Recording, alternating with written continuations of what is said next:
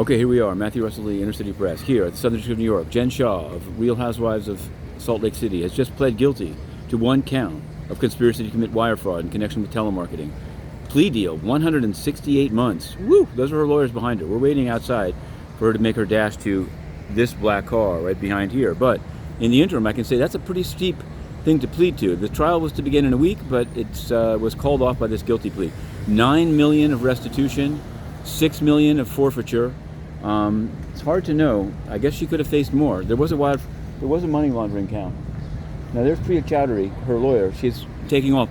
The sentencing was pushed back because Priya Chowdhury has another trial at 111 Center Street on October 11th.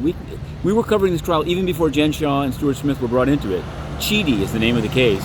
Seemed like a pretty conventional telemarketing fraud case, and then suddenly, boom, they brought in the Real Housewife. Led to a lot of interest. You can see some photographers here behind.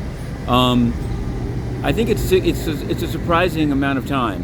Now, Judge Stein, he's dropped some big sentences. I covered a case of his of medical fraud, of people being slip and fall, faking it in Brooklyn. One guy actually had an operation.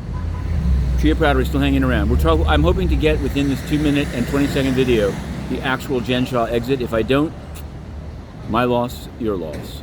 Whatever.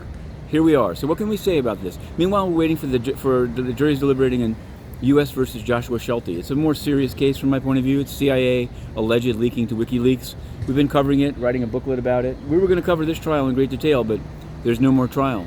Jen Shah has pleaded guilty. See innercitypress.com.